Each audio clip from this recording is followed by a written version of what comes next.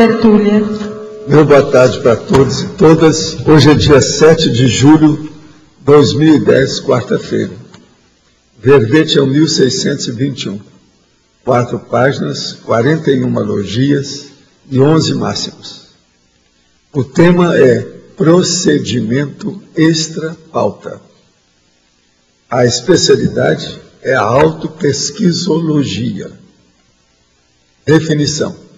O procedimento extra-pauta é o ato ou efeito de proceder de determinada maneira, de agir, de portar-se ou de conduzir-se metodicamente de modo diferente, inusual, fora da rotina das pesquisas habituais e dos trâmites estabelecidos ou convencionados, como técnica de inovação e potencialização do apuro e eficácia das investigações em andamento.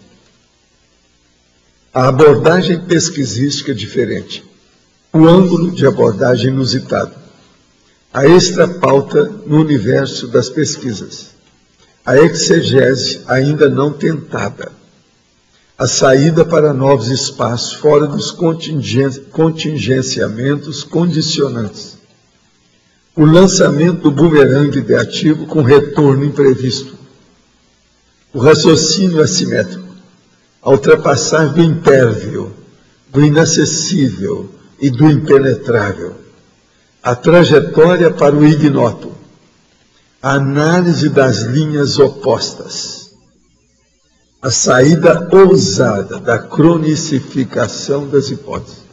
Eu li aí a metade só do material aí que estou falando. Agora, na remissiologia tem 15 itens, nós chamamos atenção. Corte da realidade, fato orientador, omniquestionamento, pré-análise e zetética. Agora, frase enfática. O procedimento extra-pauta aplicado às pesquisas pode suscitar múltiplos vieses novos às indagações da pesquisadora ou do pesquisador, atento, ampliando a originalidade da pesquisa. Eu quero dizer para vocês que no binômio está lá, binômio ousadia criativa, mega foco, está faltando um travessão aí.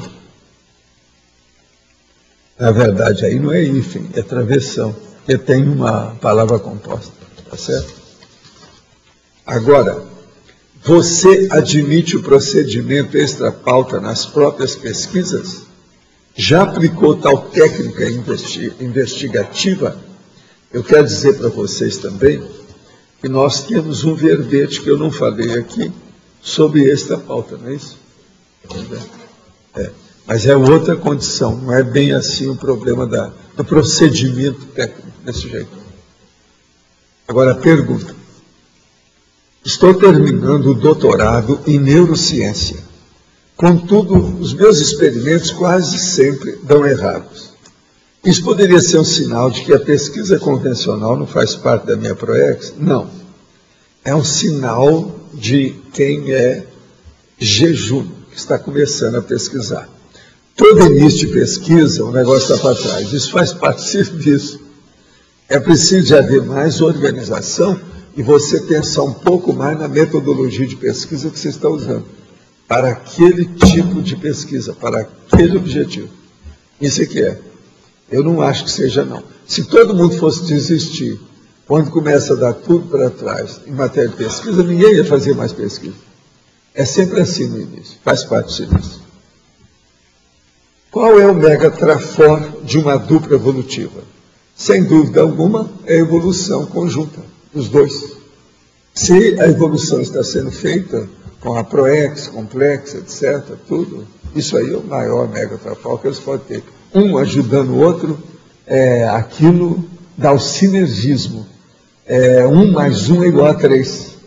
Isso aí que é o megatrafor da dupla evolutiva. Como acontecem os ataques de animais selvagens a seres humanos no plano extrafísico? Todos eles são manipulados por assediadores, em particular, o que o senhor poderia comentar sobre o ataque de tubarão a banhista ou a surfista? O caso todo é o seguinte, deixa eu te dizer. Existem animais selvagens extrafísicos que são manipulados por benfeitores para poder ter mais comunicação e rapport com as pessoas. Isso acontece. Por isso que eu falo lá do Orco, lá no Projeções da Consciência. Essa pessoa aqui não viu esse livro. Seria bom você ler meu livro, né? Projeções da Consciência, estava falando lá. Orco. Olha lá a palavra orco, para você entender. Não é ogro, não. É orco, é o nome. Agora, outra coisa. Também existe aquele caso, por exemplo, da Pantera, que nos ajudava muito aí com o casal. Isso tudo é importante. De modo que essas coisas não são bem assim, não são assediadores. Agora, sobre o tubarão. O problema de tubarão, os tubarões atacam devido ao processo da poluição. Eles ficam procurando comida. Então, eles chegam perto das praias, quando chegam, é devido ao problema da falta de comida. Lá em Pernambuco, por exemplo, quando eu estive lá e vi a situação que era, eu que sempre gostei de nadar, depois da arrebentação, eu falei assim, gente, eu nessa praia não vou entrar não, porque não tem a minha praia, eu vou nadar de lá, ali vai aparecer tubarão e eu não estou bem com eles. De modo que eu não entrei na praia, aquela praia maior que tem lá em Recife, aquela grandona. Agora é engraçado que numa das minhas viagens, dias depois nós voltamos para o Rio, um tubarão pegou a perna de um cara, lá no mesmo lugar que eu tinha ido, lá com a turma, e que não entrei. De modo que isso aí é um processo mais de poluição, e a pessoa incauta. Ela não vê que lá tem, ela entra. A gente não pode brincar com isso. Pela manhã, em hipnopompia, instalei o EV. Ele ficou mais ativo na região superior do corpo, onde eu comecei a sentir como se minha cabeça física estivesse tremendo. Logo em seguida, senti um balonamento invertido por toda a cabeça, como se no meu crânio estivesse ocorrendo uma sucção dele mesmo. A sensação foi forte, estranha e indolor. Depois do ocorrido, meu holopensene estava neutro e normal. Que pode ter sido isso? Você entrou no início de descoincidência mais sério, com lucidez. É assim que começam os processos da decolagem consciente. Agora, ele entrou aí até um certo ponto, é o Trendelenburg extrafísico. A cabeça fica encalacrada, a pessoa fica presa pela cabeça. Como que trabalham os auditores da Central Extrafísica da Fraternidade? Quais são as suas funções nessa central? Toda central tem os seus auditores. Olha, o problema deles é atingir o maior número possível com alta qualidade de assistência a quem precisa. Então, o problema, ante tudo, é da TARES. Quando precisa, eles fazem também a TACOM até um certo ponto para ter o acesso para a TARES, para abrir o caminho para a TARES. De modo que aí o processo todo é esse, a melhoria do discernimento das pessoas do ponto de vista evolutivo. Uma amiga minha me pediu um auxílio. Ela me contou que o pai dela pertence a uma seita chamada Racional Superior. Após alguns anos, ela disse que não reconhece mais o pai porque ele mudou muito. Ela pediu para eu falar com ele sobre a conscienciologia, mas eu não sei como fazer a verdade. O falecido cantor Tim Maia pertenceu a essa seita. Por favor, me oriente. Olha, eu já vi falar em seita, nessa Racional Superior, mas eu nunca liguei para isso, que é seita. Eu não dou valor para a seita. Agora, estudo o processo. Tem muita coisa que já falaram sobre racional. A propósito, o Tim Maia já faleceu, né? Pois é, eu conheci o Tim Maia no aeroporto do Rio. É um cara grandão, né, da cabeça, esquisito, tão grande, e falava forte, né? O Tim Maia, grandão. Ele estava lá e eu tive que interferir no negócio na hora que eu estava arranjando a passagem, estava danado da vida. Eu falei, não, calma, vamos conversar. Eu nem sabia que esse era um cantor, nem nada, não. Depois ele falou, não, eu sou o Tim Maia. Pois é, eu sou o Tim Maia, tal, não sei o que. Tal. Moro em Londres e há mais de 2 meses tomei conhecimento da conscienciologia. Desde então tenho assistido diariamente às tertúlias, escutando suas explicações sobre os diversos temas. Sinto como alguém que passou vários dias sem beber água e agora estou matando a minha sede com a conscienciologia. Tenho 2 filhas pequenas, uma de 3 e outra de 6 anos. Gostaria de saber qual a melhor maneira de introduzir essa ciência às crianças. Existe uma idade ideal? Vocês têm material didático voltado ao ensino das crianças? Desde já agradeço a atenção. Fala aí para nós o caso da evolução, por favor.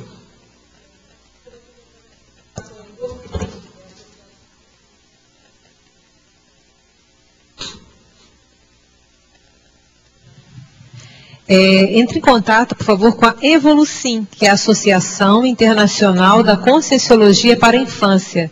Eu vou te passar 2 telefones. Um é de Foz do Iguaçu, que é 45 21 02 14 02. 21 02 14 02. E o outro é de Porto Alegre, onde é a sede da Evolucim. 51 30 12 25 62. 51 30 12 25 62. Na parafatologia, página 13, os auditores extrafísicos da Central Extrafísica da Fraternidade. Poderia comentar sobre o nível evolutivo desses auditores? Seriam despertos, serenões, CL? As demais centrais também possuem esses auditores que eles auditam. O caso todo é o seguinte: tem gente aí de todo jeito, mas também tem muitos amparadores nessa história. Deixa eu ver como é que é. Agora, eles, o que eles fazem? Eles, como eu estava falando, eles procuram ampliar o discernimento das pessoas através da TARES.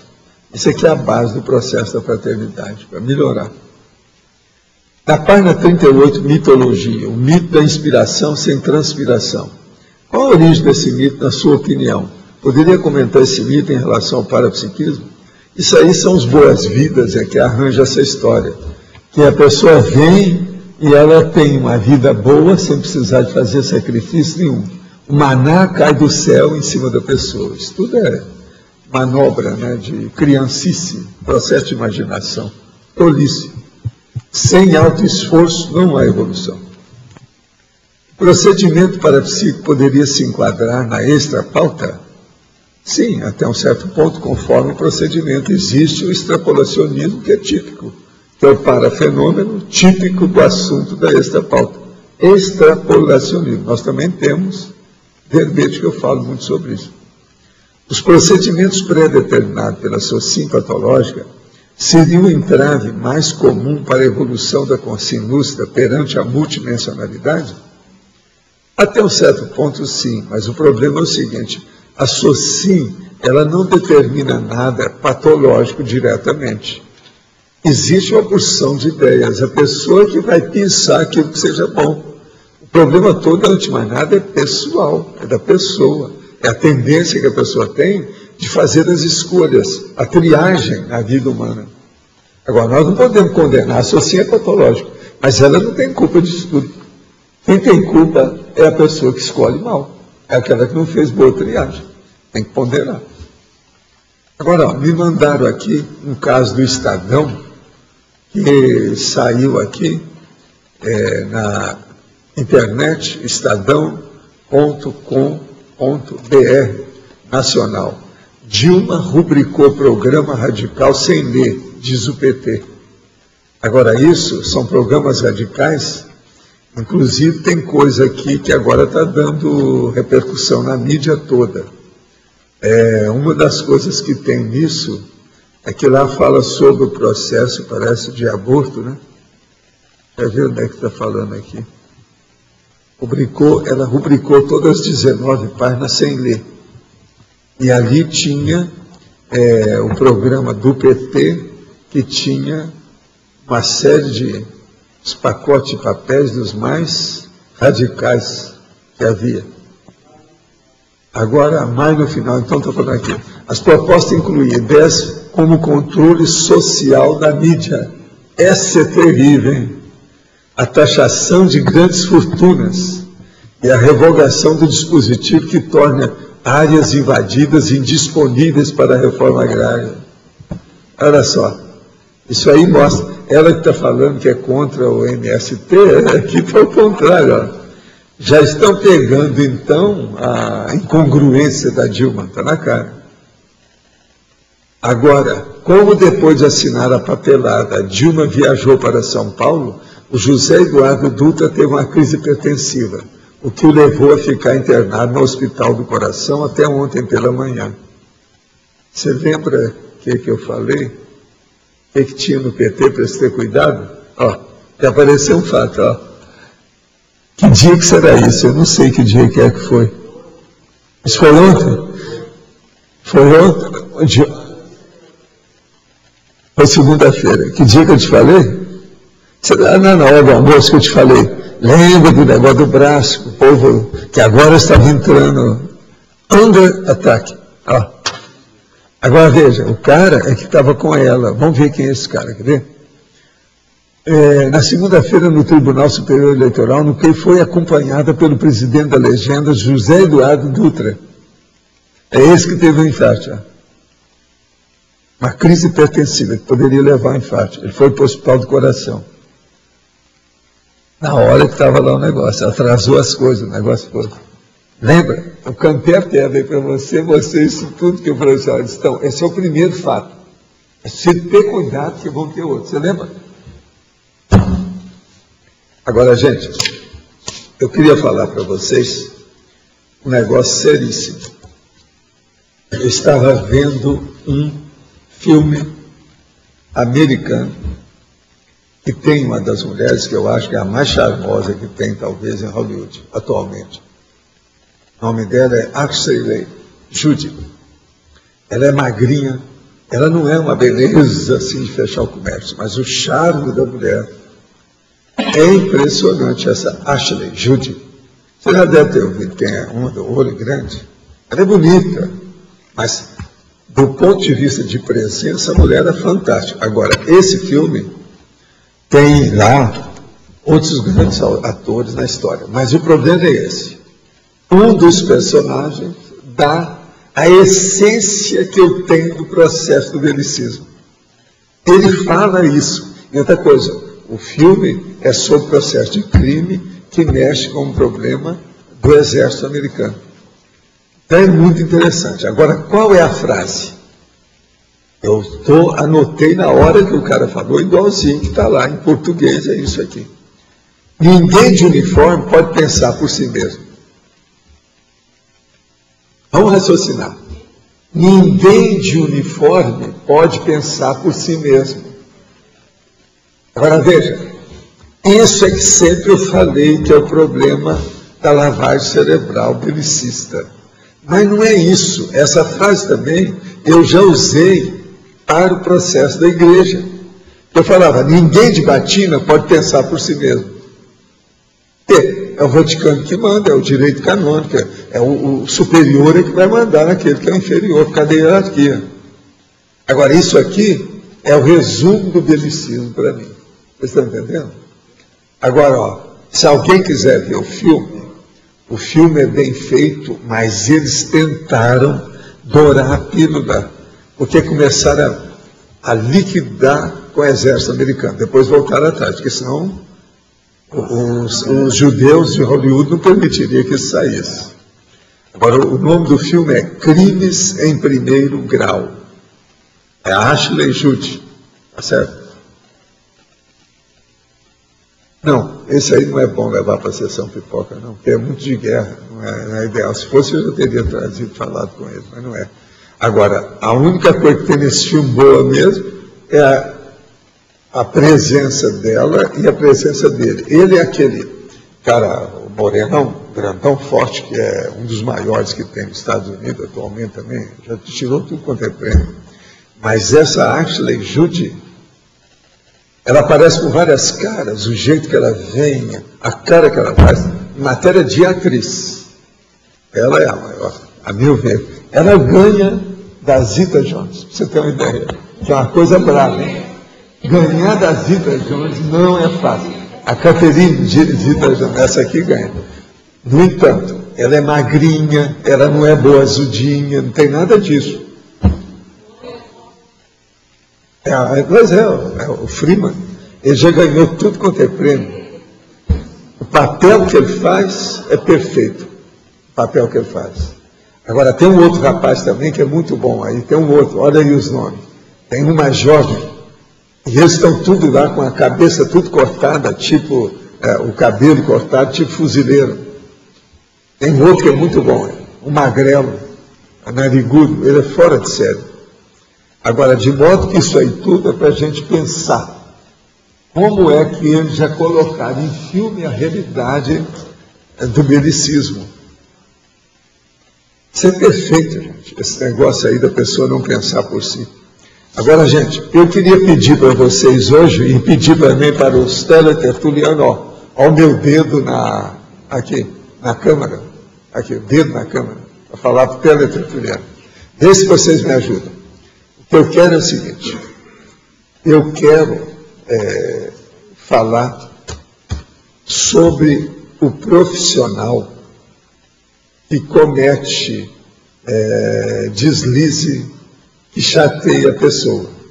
Então, por exemplo, o médico que dá a receita ilegível, o designer que faz o trabalho manchado por cores impossibilitando a leitura, que a gente não lê, o causídico expressando-se no juridiquês ininteligível para a pessoa que precisa de saber daquilo, o sacerdote pedófilo, o lobista de armamentos e munições, o taxista que dá várias voltas a mais para aumentar a taxa da corrida, a caixa do supermercado que erra no troco contra o freguês, a favor dela, o garçom deixando o freguês esperando um bom tempo sem trazer a água que ele pediu, o político corrupto, hipócrita e cínico de ficha suja, a prostituta portadora de ais que não fala nada, fica quieta, não dá nem a camisinha para o cara, o economista de colarinho branco. Agora eu queria que, se você tiver mais alguma ideia, o meu caso é o profissional na história, você está entendendo? Vamos dizer, o nome que eu estou usando é dificultoso. Foi o qualificativo que eu arranjei. Profissional dificultoso. Em vez de prestar serviço,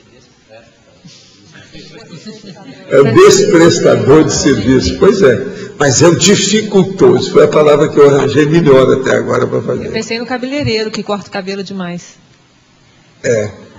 Não, agora faz uma listagem disso aí para mim, se me ajudar. Tem muito hoje. Aqueles que puderem, pode mandar, que são bem-vindos. E vocês sabem, eu sempre agradeço muito quem me ajuda. Essa semana eu recebi lá, viu, Rosa? Eu recebi a relação dos teletertulianos, de todas as revisões. Agora, você sabe que são as melhores revisões. Aquilo eu brinco com o negócio, que é muito engraçado. Pelo seguinte, as revisões do teletertuliano são sempre de uma letra, um ponto. Já notou? E outra coisa, 90% deles estão certíssimos. Às vezes eu ainda não tinha corrigido. Então, ajuda demais. E outra coisa, eu pego aí 20, em 20 minutos eu faço aquilo, porque é fácil, né? É direto. Agora, já corrigi todos eles, os outros que são mais complexos eu deixo para depois. Hein? Também tem lá no meio? Dessa vez foi um pacote. Havia algumas que já tinham sido corrigidas já há muito tempo, mas tinha uma porção ali. Tinha uns 8 que não havia. E às vezes é o seguinte, é uma letra trocada, uma letra que faltou, uma coisinha, um acento, o negócio tudo peanuts. Coisinha. Isso é o máximo, eu acho. Agora, a gente vê que o povo está lendo direito, porque senão não viria isso, né? Está lendo. O professor que escreve errado no quadro. Hoje tem muito professor aí que não sabe nem escrever direito e está ensinando. Na minha época não tinha isso, não. E os alunos contam para mim, aqui em Foz, professor de segundo grau. Anota então para nós mais esse aí. Essa é terrível. Na minha época não havia isso, não. Você já pensou? O cara escrevendo o quadro, ele está assinando a ignorância dele, o professor, como é que é? Você sabe que quadro tem um negócio negativo nesse, você sabe, né? É o problema do braço. Você sabia disso? Gosta muito. Aquilo dá uma mulher, somente mulher magra, é um problemão. Entendeu? Aquilo cria problema com o tempo do braço. Dá muita aula, é um problema. Professor, queria ver duas coisas aqui no verbete. Uma na exemplologia. Sim. O senhor fala da extrapauta pessoal e depois da extrapauta grupal. por que o senhor colocou na pessoal restrita intrafisicamente e na grupal paraperceptivamente? Não, vamos ler aqui. Procedimento extrapauta pessoal. O ato de proceder inovações tecnicamente de modo restrito intrafisicamente. Agora, procedimento extrapauta grupal. O ato de proceder inovações tecnicamente de modo amplo, paraperceptivamente. Isso aí eu estou pondo para mostrar a diferença de um com o outro, né? Porque aqui eu estou dando exemplo. Então, agora, o pessoal é melhor. Por exemplo, você vê um processo extrafísico, só você, é uma coisa assim, que é só sua. Agora, o grupal não, a chancela de um grupo. Então, a coisa é muito mais séria. Vale a pena a gente dar aqui como exemplo. Agora, fisicamente, pode ser um problema intrafísico, sim. Pessoal, porque isso qualquer um vê. Agora, extrafísico é mais difícil. E a outra você saber, por exemplo, você chegar aí, tem 5 pessoas com a gente. Então você chega no lugar e pergunta, o ambiente aqui é positivo ou negativo? Como é que está a situação? Se tudo der certo, isso aí é o máximo. Clareia tudo, fica tudo mais sério. Na questão do procedimento extrapauta, em matéria de extrapolacionismo, de extrafisicalidade para percepciologia, sensitividade extrafísica é o máximo. Você pegou? A intenção foi essa. E a outra pergunta é a respeito da interdisciplinologia.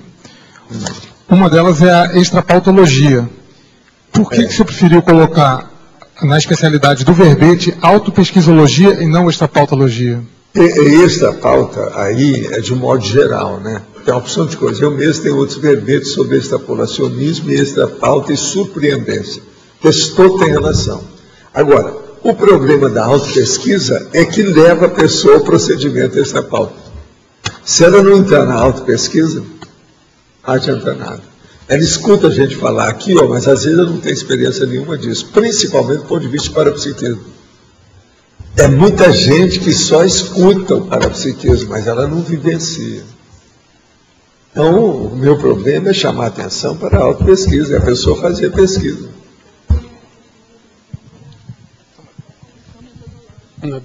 Aqui é mais quando... Então, e olha o jeito que é que eu estou falando. Olha tudo, olha.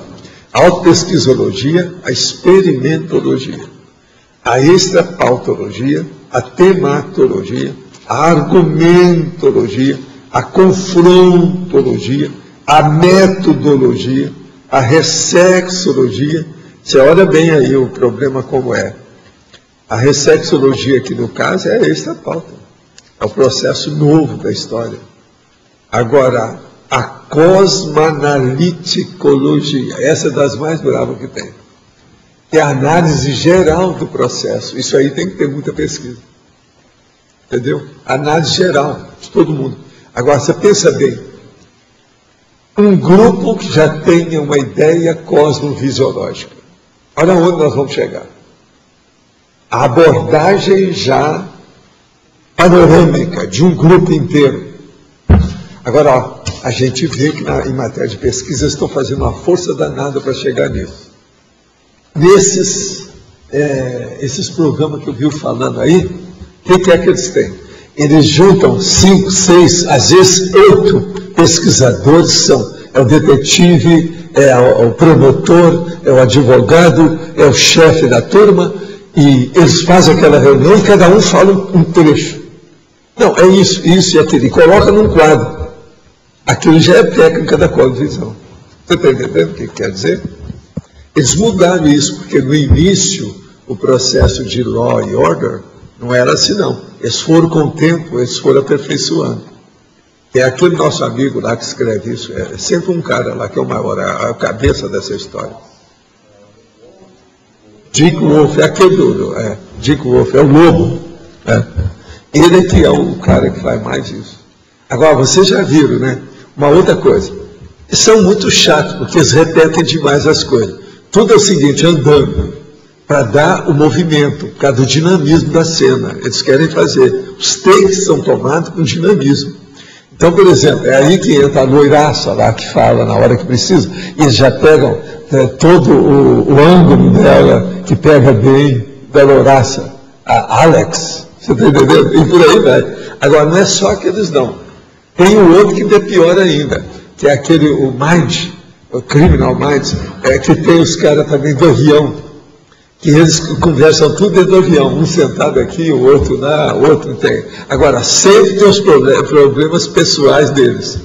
Agora, de onde é que eles tiraram isso? Vocês sabem de onde foi? Isso é da década de 30. Eu não vi isso escrito em parte nenhuma, eu sei, por causa da minha experiência, e processo de Hollywood. É da década de 30, porque quando tinha os seriados, principalmente para a criançada, que passava às terça-feiras, que é o negócio todas as terças, então aparecia todos os atores juntos, do jeito que eles fazem. Então hoje eles aparecem andando. E outra coisa, as mulheres sempre fazem isso. Observa lá. E outra coisa, se eles pararem e mostrar, uma das mulheres mostra a perna. Isso é técnica.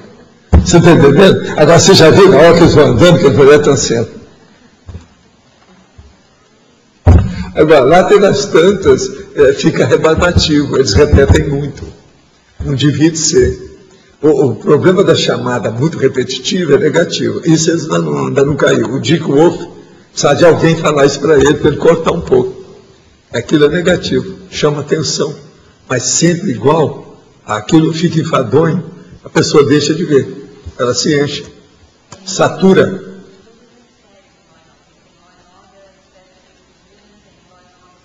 Não, todos são eles. Agora, ele muda a cena. Agora, outra coisa que é chatérrimo e que é mal feito. Toda vez que o detetive, mais a dona, o casal, vai lá ver que é o italiano lá, o italiano que vai aquele lá, da cara boa, toda vez que os dois vão falar com alguém, o povo está sempre fazendo alguma coisa. A mulher está respondendo, fazendo um troço. Vocês já notaram? Isso também é bobagem. Quando vem a polícia, na realidade, isso não ocorre assim. A pessoa para, não, mas vocês são da polícia? Na mesma hora, fala, não, mas me explica o que é. A pessoa não vai continuar trabalhando daquele jeito. Aqui não corresponde à realidade. Então, veja, está forçado. Isso é muito forçado, não é o correto. Com exceção do Bruno do Flamengo, né, Walter? Que ele continua treinando, continua rindo. Com ele só que dá agora, vocês estão entendendo, então, o que eu chamo de cosmovisão? Né? Eles estão tentando. Agora, eu lembro, por exemplo, daqueles o seriado de 15 episódios que haviam, sempre aparecia. Na época do Flash Gordon, os negócios todos, sempre aparecia o Flash, o outro e tal. No início, que é aquela apresentação que eles fazem. Hoje, eles fazem isso andando. E as mulheres dão o tremelique natural para dar o charme da história. Agora, é muito interessante você analisar a psicologia do cineasta. É uma das coisas que eu fazia, que eu fiz lá em Hollywood, foi ver isso, por causa das festas, o negócio todo. Eu ficava lá de olho e ouvindo o que é que eles conversavam, como é que era, para mim aprender a situação. Isso aí é típico. O Dick Wolf é dos bons nessa história. O Underberry, aquele cara do Jornada da Esteira, que era o maior. Morreu, né? Parece que esse cara morreu. Esse aí era o maior. Oswaldo Roddenberry, que era Roddenberry, que era o nome dele. Na obra escrita, os procedimentos básicos aqui da extrapauta, os procedimentos maiores, o que você colocaria? No procedimento extrapauta da obra escrita, é ver aquilo que faltou e a pessoa fazer inserções, ela fazer achegas, entende? Aumentar para enriquecer. E outra coisa, depois que o texto está bem avançado, às vezes é melhor de fazer isso, porque enriquece aonde dói, aonde precisa, exatinho naquele lugar. Aí esclarece muito mais as coisas. Então, esse procedimento extrapauta, de fazer a inserção, o enriquecimento do texto no local exato, é uma das coisas mais inteligentes que a pessoa pode fazer. Agora, isso deve ser feito assim. Quando ela já fez 2 terços do texto, já está bem encaminhada, ela já sabe como é que é a pessoa, aí é mais fácil. Agora o que ela vai pôr nisso? Quais são as coisas novas? Tudo aquilo que seja um adendo, ou um pós-fácil, ou um acrescentamento que possa enriquecer aquele texto. Às vezes um fato, uma indicação, um processo, por exemplo, assim, de uma orientação de um trecho que a pessoa está dando, uma citação, por exemplo, técnica, uma bibliografia específica, alguma coisa, por exemplo, da internet. Isso aí é importantíssimo. Talvez na hora da revisão, que é a hora ideal. Não, aí quando está muito lá, ela vai ver, mas aí já é tarde. Ela tem que ver isso. É antes um pouco, mas depois da metade. Olha isso depois dos 51% do livro pronto. 51%. Aí é que é a hora de começar a ver. Outra coisa, a pessoa tem que colocar na cabeça que ela nunca vai fazer a introdução do procedimento extra-pauta uma vez só. Depois que ela fizer uma, ela vai ficar com aquilo na cabeça, vão aparecer outras sugestões que ela vai acabar incorporando ao texto. Isso é importante. Agora, se falou dessa questão do profissional, uma coisa que eu pensei lá, que aconteceu recente, é o jogador pisar no adversário de propósito. Aconteceu com a seleção. Isso é comum. Não, mas isso... Ele é um profissional. O Uruguai é bom nisso, a Argentina é ótimo. O brasileiro lá que fez. Isso é antigo. Não, é que aconteceu no jogo Brasil. Né? Agora, às vezes, 1 em 100 foi sem querer. Não, mas ali ele fez bem de propósito. Pois é, não, 1 em 100 foi sem querer. É assim que a gente fala. Foi inconsciente. A maioria é consciente, é de propósito. Endurece o jogo. Quando o jogo endurece, o negócio é bravo, é o desespero. Agora, vocês veem que jogo é tudo na base do psicossoma e que sai do sexossoma, do soma e etc. Então é um problemão. É o bicho. Tem jogador que às vezes é um ornitorrinco, né? Ele tem todas as caras, todas as coisas, depende do que é que ele faz. E a hora que aparece na televisão, ele muda, ele é o mais santo do mundo, etc. Igual esse jogador aí que está atrás dele. Você sabe que a polícia está atrás do goleiro. O negócio está sério. O goleiro do Flamengo. Eu não sei, você colocou aí a questão do mecânico que sempre aumenta o problema do carro? Sempre para mostrar o serviço. Tem um comercial que uma vez fizeram disso, eu não sei se você chegou a ver. Não lembro. Uma coisa muito interessante, que o cara estava olhando para o outro lado, porque ele é estrado. Você viu aqui? Aquilo é perfeito. Tá ligado? Não, tá apagado. Tá ligado? Tá apagado. Não, tá aí. Agora o cara tá um outro lado, um outro por outro. Fizeram perfeito aquilo ali. Mas nessa listagem, então, porque isso é muito comum, né? Que o mecânico ele fala que tem um problema e na verdade não tem aquele problema. Agora, e tal. Eu quero dizer só uma coisa também para vocês. Do ponto de vista do autor e da autora, fazer esses aditamentos, essas achegas, quando o texto já está mais avançado, é o máximo. Por quê? Fica tudo mais claro para a pessoa. E é um enriquecimento que não há dúvida, não deixa dúvida, esclarece mais. Então, por exemplo, certos textos que eu tenho aí da enciclopédia, quando eu acho uma coisa, como eu chamo? Como é que eu chamo? Pérola negra. É a pérola negra perfeita. A avis rara. Entende? É exatinho aquilo que eu estava procurando. Por isso que eu fico procurando essas coisas, do jeito que eu estava te pedindo aí, o negócio do agravante. Né? Tudo tem sua razão. É muito importante. Outra coisa, na questão da enciclopédia, qual é o dicionário mais importante para mim? Analógico? Lógico. É o óbvio. Então, tudo é preciso eu ver como é que é.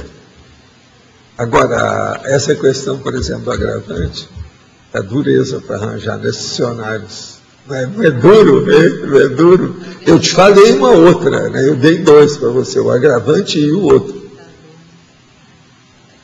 Complicador. Entende? Complicador também é, mas isso é muito difícil. Agora, eu quero arranjar, eu sei que tem, eu vou ver também nos meus dados. Como é que tem? Tem uma sugestão aí, que é o vigia, que facilita a entrada do ladrão no condomínio, Aquele que é informante sabe dos pontos fracos. Mas esse aí você está falando quando ele é mancomunado, ele é cúmplice. Mas o pior é, nós temos que falar uma coisa que não seja mal intencionado, se for possível. É o boboca. Põe aí para nós, aquele que dorme. É o dorminhoco. É o soneca, né? Dos 7 anões é o soneca, é isso? Que agora está na base esse negócio depois do Dunga, está na base a falar nos 7 anões. É isso?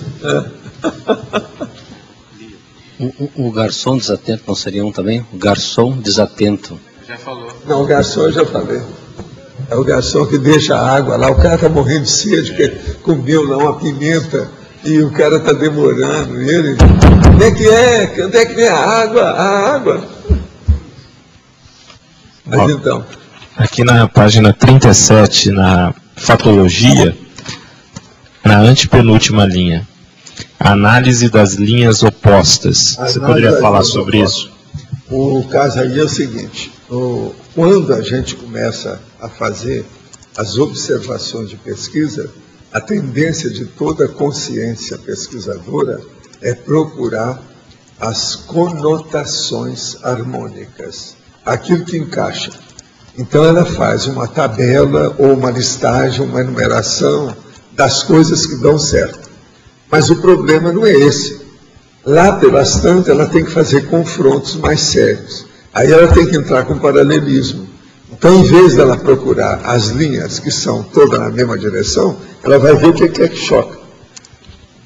Os interchoques, às vezes, vão dar mais ideia do que aquilo que seja coparticipante. Entende? Então, é aí que entra a análise das linhas opostas. É o confronto, é o paralelismo típico, vamos dizer, titular, né, sério, oficial. Esse que é o raciocínio assimétrico que o senhor colocou antes? É esse raciocínio que é o raciocínio assimétrico que o senhor colocou antes? O raciocínio assimétrico, esse é um deles, mas não é só esse, não. O raciocínio assimétrico é a hora que você está pensando uma coisa e você pensa o contrário daquilo, mas totalmente o contrário. Aquilo que seja o avesso. De contraponto, sim. Totalmente. Aí muda mais ainda. E às vezes esse raciocínio é muito importante. Eu raramente vou olhar, por exemplo, na questão aí que eu falei com ela para estudar, agravante. O que é que você vai ver o contrário de agravante? Atenuante, isso é inevitável. Mas o problema é que você procura o atenuante, é só vão falar, agravante, não tem nada. Outra coisa, vai ser muito difícil você encontrar isso que eu falei lá, que é o complicador. Essa palavra, ela é usada em direito, mas é menos. O agravante e o atenuante são muito mais usados. O complicador já é mais difícil. O complicador é mais na área da criminologia. Isso entra. Entende? Mas agora, precisava de ver o que tem mais nisso, que me interessa. Evaldo, e também é difícil encontrar para a questão positiva, né? No seguinte sentido, os dois são referência à responsabilidade de algo negativo. Pois é, mas na pesquisa, no positivo você tem que colocar aí o que é cosmoético e anticosmoético. Entendeu? Tem que olhar. Agora, o processo é esse, não é a hora que você vê uma coisa bem díspare. O termo é esse, é a disparidade. Entende? Essa disparidade é que é o negócio todo. Porque é a disparidade que leva para o disparate. Agora, no caso, você tem que cortar o disparate, não pode ficar com ele.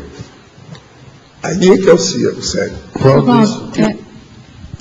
Só continuando aqui o assunto, em seguida do que o Losch perguntou, na terceira linha de baixo para cima da fatologia, tem assim, a saída ousada da cronificação das hipóteses. É a hora que aquilo ficou assim, aquele marasmo. Você não saiu daquilo. Não, as ideias são sempre a mesma, não mudou nada. Aí precisa de pegar essa pauta. Você tem que dar um jeito. Tem que começar a se revirar. Virar do avesso, contorcionista. Aí vem o tiroteio verbal. E tudo que você puder, tem que colocar coisa nova para trazer a ideia realmente nova. Isso não é aquele cotejo com as especialidades, aquilo ainda é pouco para isso. É pouco. É pouco. Aquilo lá é muito ainda natural. Está muito harmonizado. Aqui não. Aqui você já está mexendo no estouro, na implosão.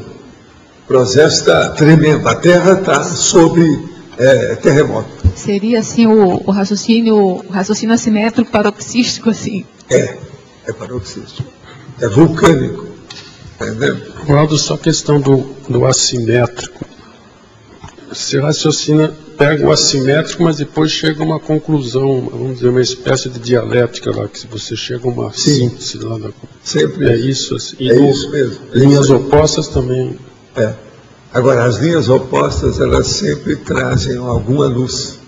É a chamada luz da periferia, ou lusco-fusco. Tem pessoa que vai pensar que só tem sombra, né, na periferia. Não é assim. Pode ter uma luz, é secundária.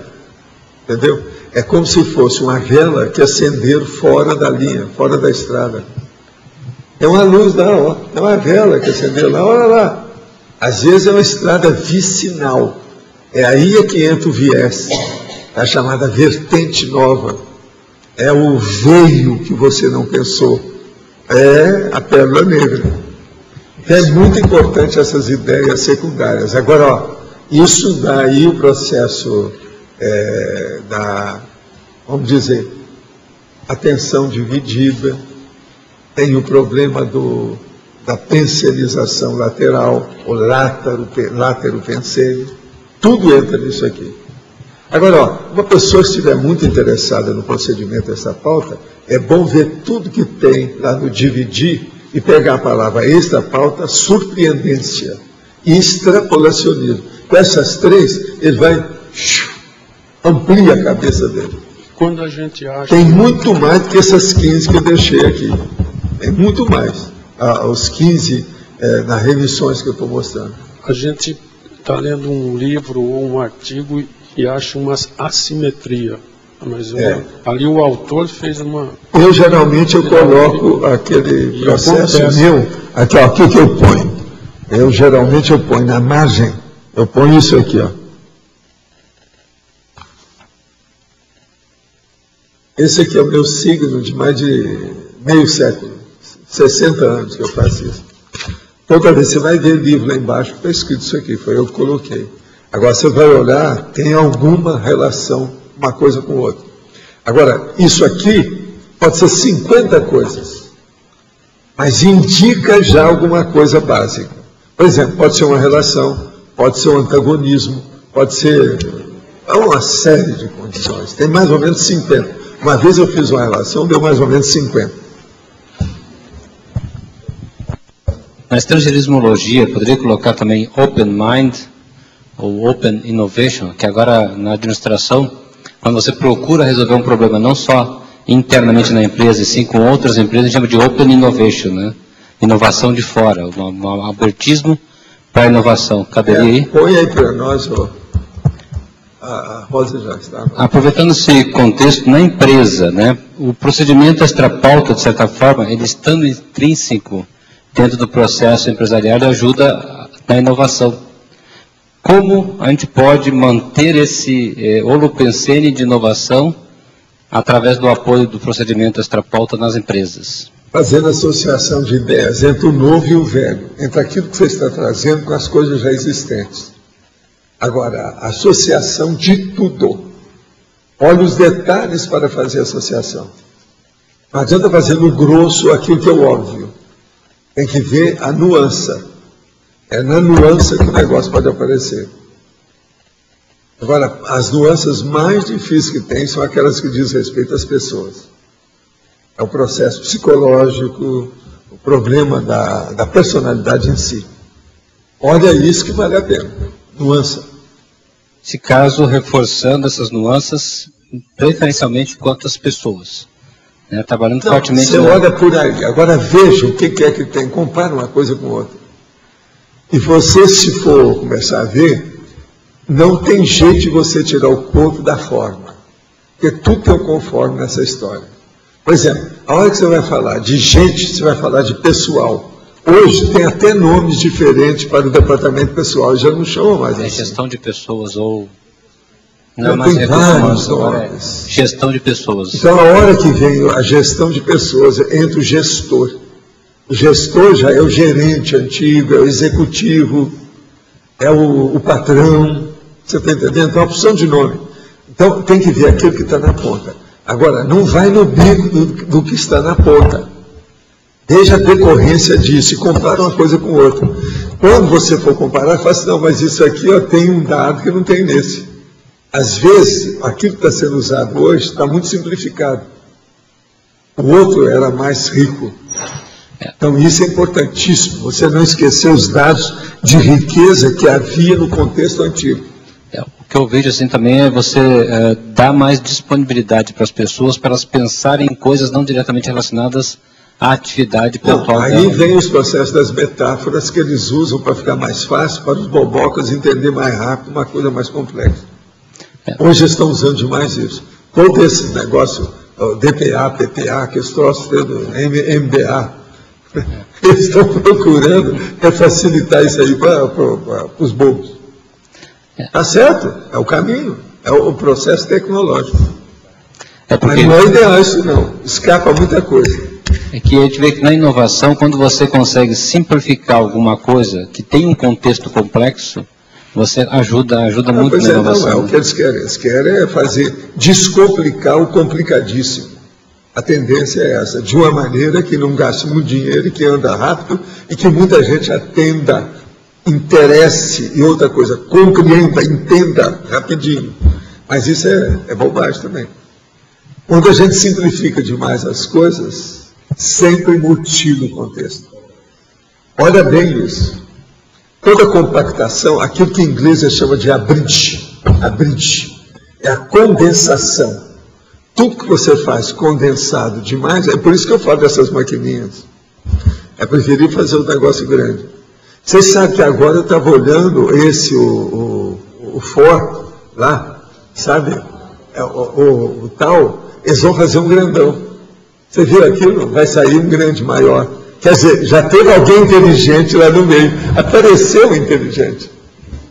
Eu pensei que fosse só ornitorrinco, não. Já apareceu um inteligente. Eu vi lá o negócio, o Ford. Vão fazendo maior. Tem gente que está reclamando que precisa disso. Saiu na televisão desse jeito, assim, gente. Eu não tenho nada a ver com isso. Eu não escrevi, não falei nada, não telefonei, não mandei e-mail, nada. O negócio é que eles estão começando a ver. Agora, é muito engraçado o processo da miniaturização das coisas. Por causa do dinheiro. Isso é terrível. Pode falar. Valdo, por favor, aqui na fatologia, na quarta linha de baixo para cima, você poderia ampliar o conceito de as demandas das anti-utopias racionais? O problema todo é o seguinte. No nosso caso aqui, o que a gente trabalha mais na tertúlia e na enciclopédia é justamente a anti-utopia.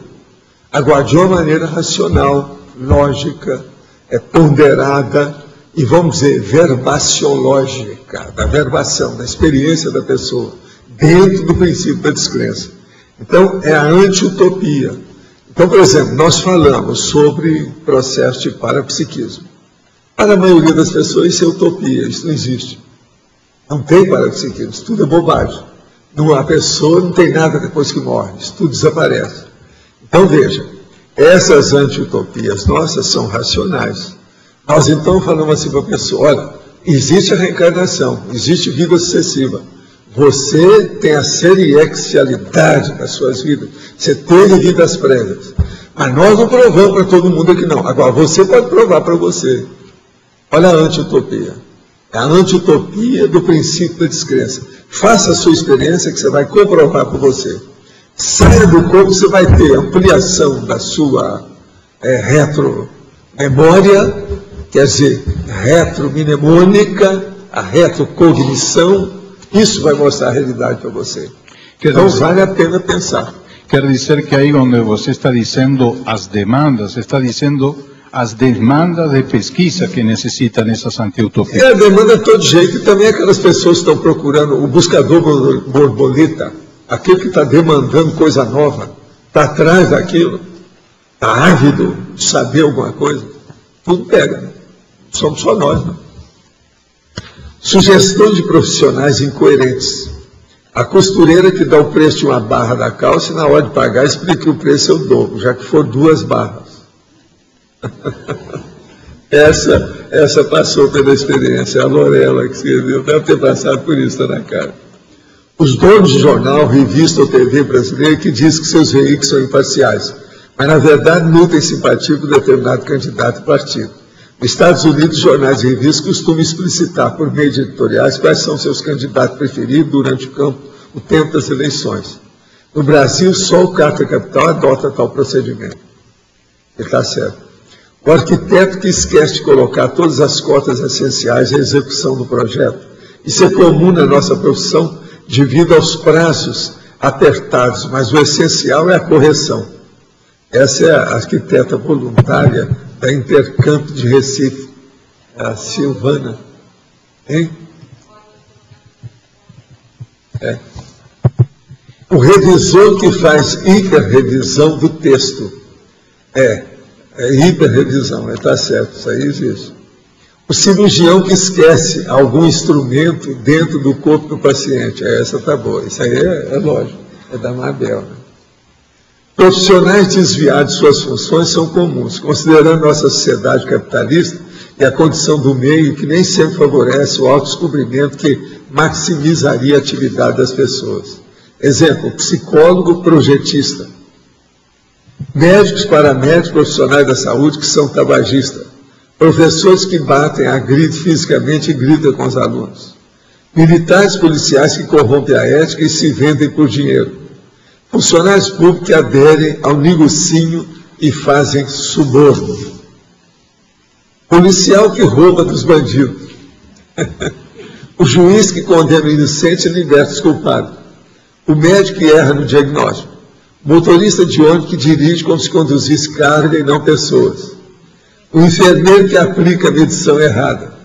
Os deputados que aumentam seus próprios salários. O servidor público que acha que o público é quem o serve. O pedreiro que faz corpo mole quando trabalha por diária e mal feito quando recebe por empreitada. O farmacêutico que vende medicação sem receita. O propagandista que faz campanhas para vender cigarros e bebida. O marqueteiro dos maus políticos. Esse aqui foi só uma aqui. O Matsu mandou um monte de situação para mim. Valeu a pena, gente. Eu agradeço muito.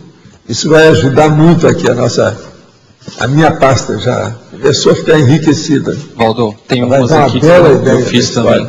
Hein? Tem umas que eu fiz aqui, algumas bateram aí. Mas tem o diplomata monoglota. Ah, sim. É o cara lá de Minas Gerais, Juiz de Fora.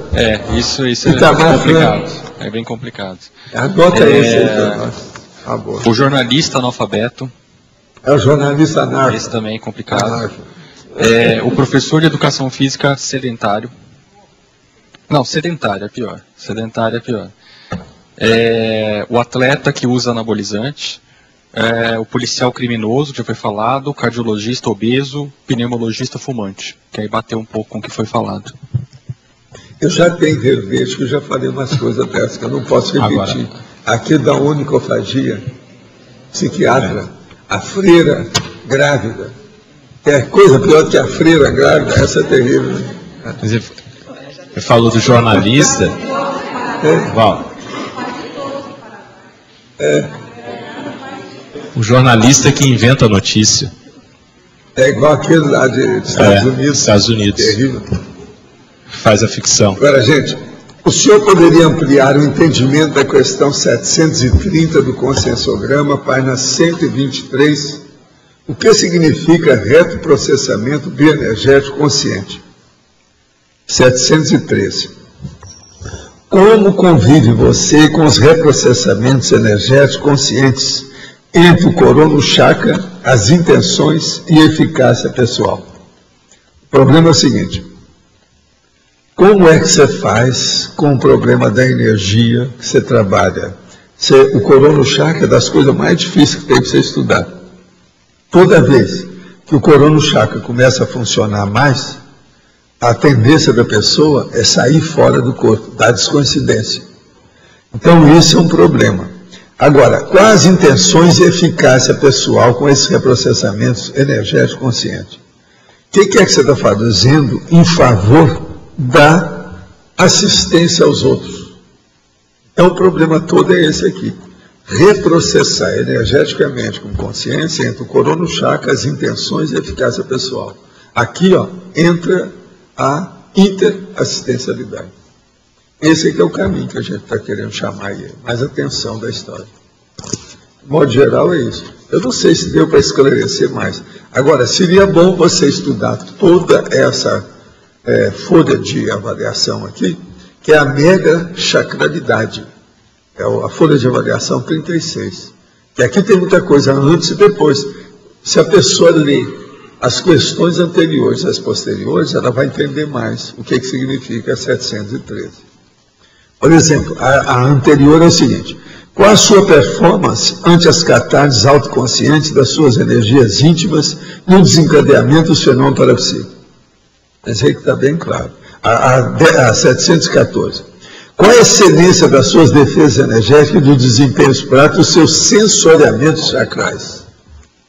Quer dizer, o que você faz para sensoriar, para saber bem? De modo geral, a situação é essa.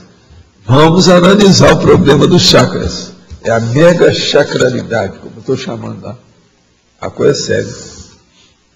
Pode falar. É um tema assim que tangencia esse do verbete. Quais cuidados você poderia passar para a gente em relação a nós pesquisadores não confundirmos o particular com o universal na questão da autopesquisa? O problema todo é você analisar. Você teve uma experiência, você teve, passou por aquilo, a experiência foi essa. Aí você vai procurar quem é que ainda não teve ou que chegou perto, e quem é que já teve mais do que você teve. Se você vê que tem gente que já fez mais do que aquilo, e tem gente que fez menos, você está dentro da média. Então aquilo serve para muita gente. Esse é o caminho. Eu comecei a analisar tudo assim desde pequenininho, porque eu achava que tudo que eu via, as retrocognições que eu tinha, que todo mundo tinha. Agora eu chegava assim, como é que é? O que é que você pensou? Você lembrou de alguma coisa? O que aconteceu? No seu sonho, alguma coisa? Como é que foi? Eu falei, não tive nada disso. Quer dizer, eu achava que aquilo era normal. Então, com o tempo, eu comecei a ver o que é normal e o que não era normal. O que é mais específico, só seu. Aí vai chegar um certo ponto que você começa a se distanciar da média. Vulgar. Está entendendo? Você fica fora daquilo. Aí o negócio começa a engrossar. Aí você tem um outro segundo recurso. Qual que é? Você não pensa nada sobre isso, raciocina. Desamparadores. Aí eles vêm, a hora que eles mostram os parafenômenos para você, de uma maneira categórica, lógica, racional, acabou. Não interessa mais a opinião pública, não interessa mais o que o outro tem, não interessa mais a vida que o outro tem. Você começa a delinear um caminho que os outros ainda não percorreram. Entendeu como é que é? Entendi. Mas pensa, tem lógica para você pensar nos aparadores? É porque essa questão da sofisticação dos fenômenos, da própria parapsiquismo, ele é multiuso e tem outros nomes para isso.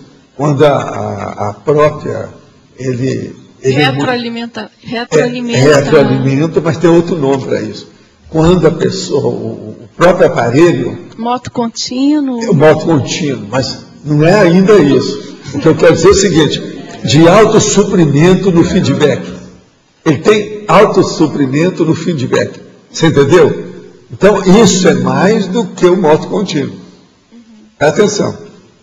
O moto contínuo está repetindo sempre a coisa. Você está entendendo como é que é? Agora, o problema é a construtividade, a produtividade e a cumulativa, enriquecedora. Entende? Aí muda de figura. Agora, veja, o parapsiquismo é isso. O parapsiquismo mostra para todas as direções. Por isso que eu falo em cosmovisão, entendeu? É aquele negócio que eu chamo da omnivisão. Omnivisão. É isso que é o parapsiquismo. Quer dizer, passa então pelo processo da autoconfiança no autoparapsiquismo. Não é isso. Por isso que eu falo que a pessoa tem que anotar tudo para ela ter confiança nela. Porque a pessoa é boboca, está chegando aí, totalmente inexperiente, não tem vivência daquilo. E outra coisa, o povo tem uma preguiça danada de registrar, né? Ele quer aprender tudo o seguinte, igual aquele negócio lá da minha biblioteca. Não, Valdo, me dá aí um resumo de uma meia página. O que é que tem no resumo? Que assim não precisa mexer na sua biblioteca. E aí fica sabendo tudo, uma manhã. Você está entendendo? É assim que o povo pensa. Eles não veem que tudo precisa de alto esforço para a pessoa acumular. Por quê? A própria maneira de retenção, o espaço, o room, to make room, para reter as ideias, para fazer o uso daquilo fácil, varia de pessoa para pessoa. Ninguém aqui tem técnica mnemônica igualzinho ao outro. Nem os gênios não são assim. Gênios, eles não são assim. Então é uma coisa para a gente começar a pensar sério. Como é que a pessoa faz? Agora, no parapsiquismo, como uma coisa mais complexa, exige muito pensamento, muita coisa. Como é que fica? Muito detalhe. Por isso que eu vivo falando essas técnicas, detalhismo e exaustividade. É fazer o exaurimento da coisa complexa. Por isso que eu falo muito do processo de erudição, polimatia. A polimatia é a base do processo do parapsiquismo. Eu acho, por exemplo, não pode ter um parapsiquismo muito avançado sem polimatia. Por isso que eu falo, todo médium, efeito físico, esses que já existiram na história, são muito fracos, a maioria deles. 9 entre 10. A maioria morreu mais cedo, tudo de qualquer maneira, não conseguiu sustentar o processo da sensibilidade parapsíquica deles. Tudo por quê? Porque faltou o processo da pesquisa, da introdução da própria consciência no núcleo da parafenomenologia. Entende? Não entrou. Então não dá para perceber. E aí entra naquela questão do verbete de ontem, né? Da autoficção, se a pessoa não tem essa polimatia, a ficção fica nisso, e ela se sente bem daquele jeito, que ela cria um mundo à parte, o mundo da fantasia, o Shangri-La, entende? Vamos dizer lá o processo, o céu. Ela arranjou o céu para si mesma. Entende? Aí é o problema. Agora, se você começar a pensar, então, você vai ver. Você roda, no fim é o próprio parapsiquismo que vai esclarecer o parapsiquismo. Agora veja, arranja outra saída. Você não tem. Não tem jeito. Não há outra alternativa. Não há opção diferente. É o próprio parapsiquismo que pode fazer isso. Isso é igualzinho, por exemplo, uma pessoa, você precisa de um montante muito grande de dinheiro. Quem tem, é ali que tem, é naquela instituição. Não adianta rodar fora, o negócio tem que sair de lá. É lá que tem o dinheiro, você precisa de dinheiro. O processo de parapsiquismo é a mesma coisa. É aquela instituição mais rica do que as outras. Então, por exemplo, quer enriquecer o processo de parapsiquismo? Tem um jeito de você acessar as centrais. Tá bom. Eu já dou a fórmula disso aí. Agora, dar a fórmula, falar é muito fácil. Agora, fazer... O senhor já comentou ali sobre, na quarta linha, na fatologia, a mudança do esquematismo? Quarta linha, fatologia. Não falei nada sobre isso. O que seria... A mudança do esquematismo é o seguinte, você está trabalhando aí, por exemplo, aí 3 anos fazendo o seu livro, e usando o mesmo esquema durante 3 anos. Aí você chega, faz assim, não. Chega lá na Holotec e fala assim, eu quero ver todos os livros que tem aí sobre metodologia de pesquisa. Aí eu falo assim, eu vou te dar 200 livros, porque lá tem mais ou menos 200. Você chega então, vai ver 200 livros de metodologia da pesquisa. E você corta todos os esquemas que você está usando. Não, aqui tem um que eu não estou usando. Esse vale a pena. A maioria vai descobrir aquilo que eu já te falei. Qual que é? Aquele negócio de algoritmo. A maioria vai chegar no algoritmo, porque geralmente a pessoa começou a fazer o livro e ela não pensou no algoritmo. Não, a hora que eu falo isso aqui não tem saída. Aqui, ó. Tem mais algoritmo do que isso aqui?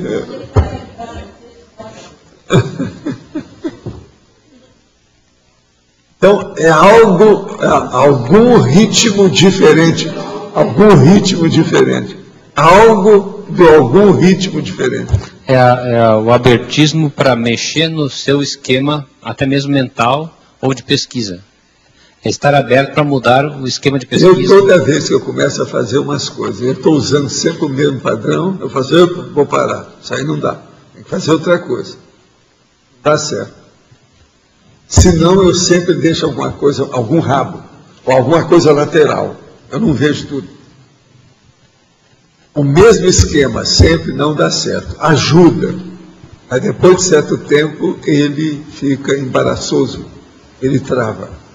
Então, em termos de pesquisa, poderia ser mudar a sua própria metodologia, mexer na metodologia, alterar a metodologia da sua pesquisa. Por exemplo, agora recentemente, eles me deram aí um dicionário de frases rimadas. Isso aí é uma técnica que tinha um cara lá no Espiritismo que veio falar para mim. Assim, você recebe tanta... Aí nós tínhamos acabado de publicar lá o Antologia dos Imortais, aquela coisa. Você recebe tanta mensagem poética, etc. Me dá uma ideia como é que eu faço isso. Aí eu vi para ele e falei assim, você tem dicionário de rimas? Tem. Quantos dicionários você tem? Tem 3. Então você deve ter. Agora, você tem dicionário de rima de outros idiomas? Não. Então é o caso de você olhar. Agora, você já fez alguma coleção por você mesmo de sentenças rimadas? Eu falo assim, o que é isso, Paulo? Não, é você pegar as sentenças ou as frases que tem o fim dela, é a mesma rima. Então, são frases rimadas. Agora, em espanhol, tem o nosso amigo lá, muito antigo, eles trouxeram agora uma edição dele aí para nós, das frases rimadas. Para o poeta, isso é importante, porque ele não vai ver só a rima, ele vai ver o que tem daquela rima nas frases. Então, aqui ele já está mastigado para ele fazer qualquer poesia. Por isso que eu falo que a coisa mais fácil que tem é fazer poesia. Entendeu? Agora, fazer uma poesia, quando entra a aritmética ou a matemática, fica mais difícil. A metrificação bem feita, uma coisa assim. Agora, por que é que você olha que a maioria faz poesia solta, livre? Não tem métrica, não tem coisa tão grande, não é alexandrino, não é um decassílabo, não é um heptassílabo, entende? Não é um soneto. Isso é porque isso aí exige. Agora, é muito importante, então, é o que eu estou te falando. Olha o esquema. Então eu vi para ele e falei assim, você tem que arranjar agora as frases rimadas, e não só a rima. Mas, eu nunca pensei nisso. Você nunca viu nada, então eu preciso se mexer. Agora, no movimento espírita sempre tinha gente que vinha fazer consulta para a gente.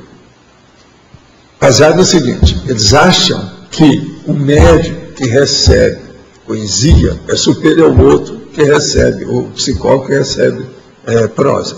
Em parte eles têm razão.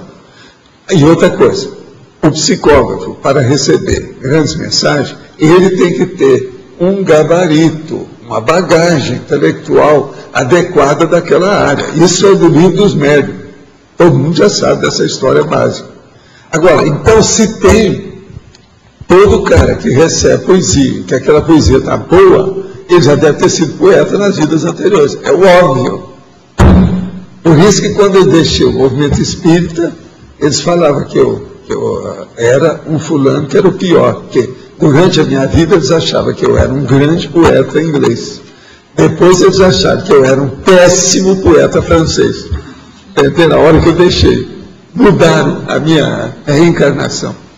Uma outra questão aqui, professor, outra coisa, não falaram que é o mesmo não, porque são mais ou menos da mesma época, não dá para ser os dois. Duas linhas antes, na segunda linha da fotologia tem a nova unidade analítica. Isso aí você já comentou também ou não? Aonde nova unidade, segunda linha, na fatologia. Nova unidade analítica. A nova unidade analítica.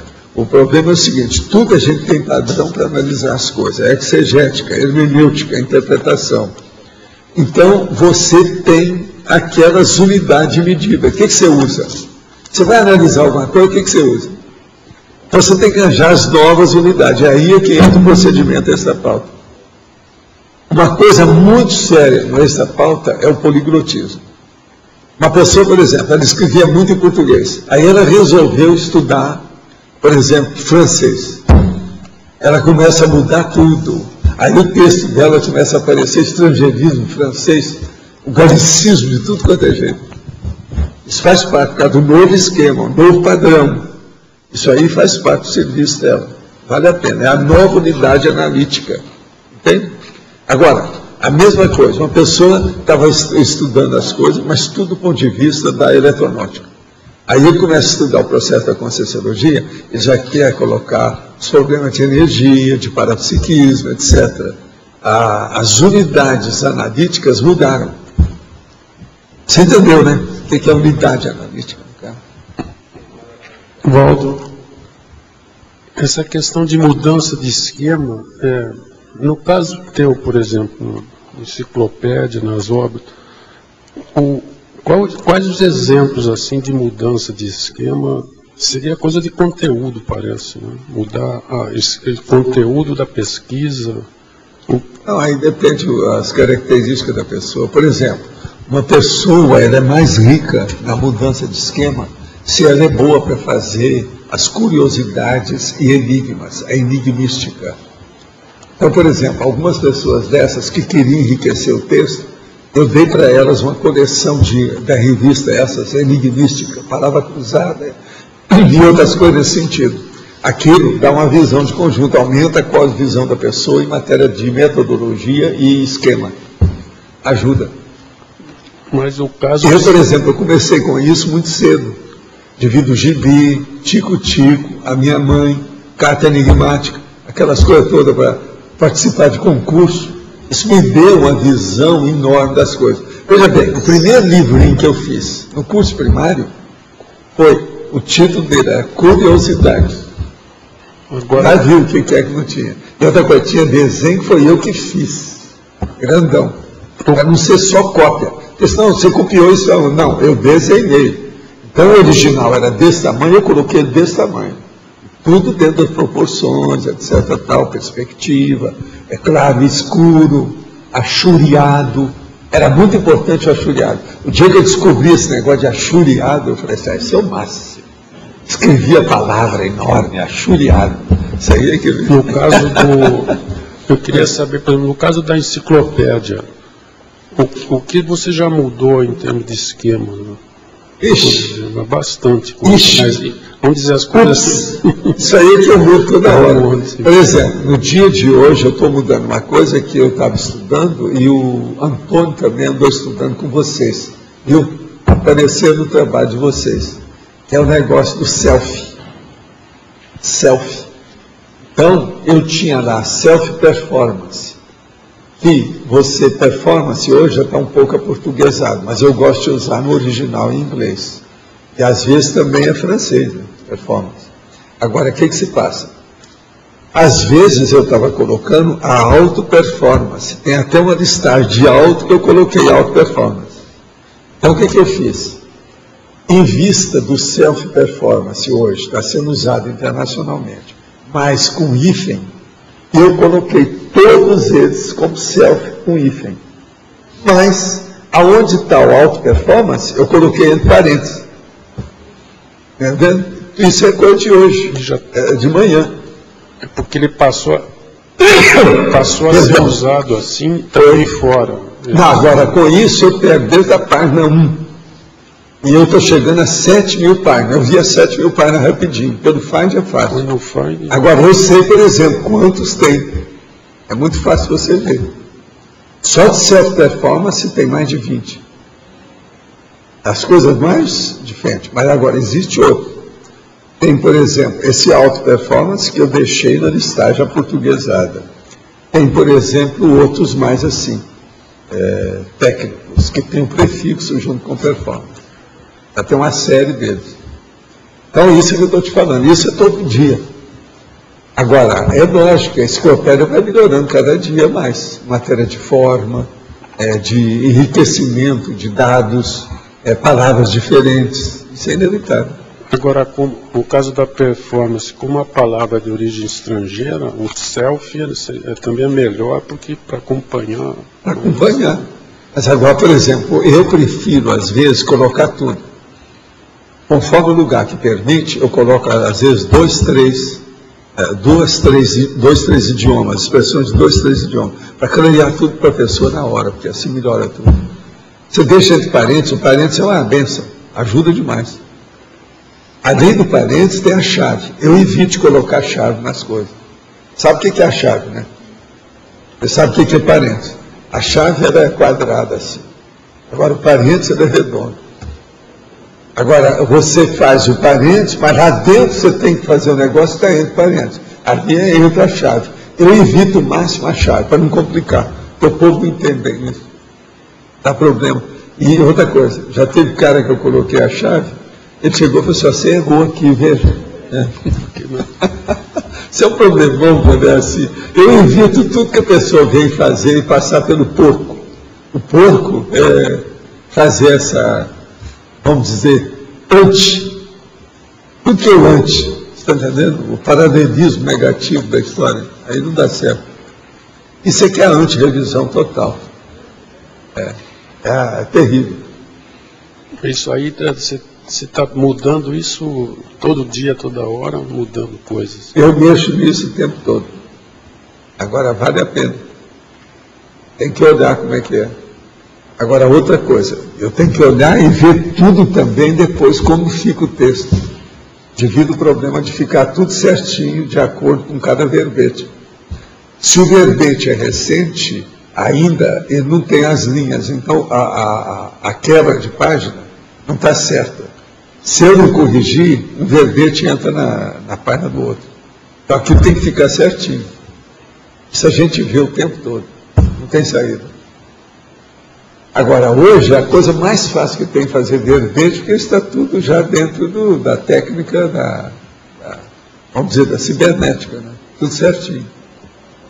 Eu já pego, já tem todo o cabeçalho já maceteado. E outra coisa, eu tenho todas as divisões e as seções separadas. É só pegar e colocar. Puf, tem a fórmula, é a chapa. Mas eu não uso sempre. Você tem que descontar. Uma coisa que vocês vão olhar sempre é o seguinte, por exemplo, ó, esse aqui, ele é neutro. O neutro tem a perfilologia cheia, ela é rica. Mas a hora que é nosográfico, ela não é cheia. Pode olhar que nunca é. É totalmente diferente. Agora, o neutro e o homeostático, você pode colocar esse povo todo aqui. Inclusive esse que eu coloco vocês aqui, ó, que é aqueles que eu chamo a consciência enciclopedista. Esse está em todas, atualmente. Né? Agora, no nosográfico, não dá para você colocar isso. O nosográfico aqui, ó, o que é que entra nele? Entra lá o processo dos negativos. Esse aqui, por exemplo, não tem nem os negativos, ó, foi tirado. Então, isso é importante. Agora, outra coisa, conforme o verbete, eu coloco muitos homens, muitos, mais de 7. É uns que eu ponho um monte, que é para a pessoa entender melhor. Por ser latim, ela às vezes tem dificuldade. Então, se eu coloco uma porção, a pessoa vê mais.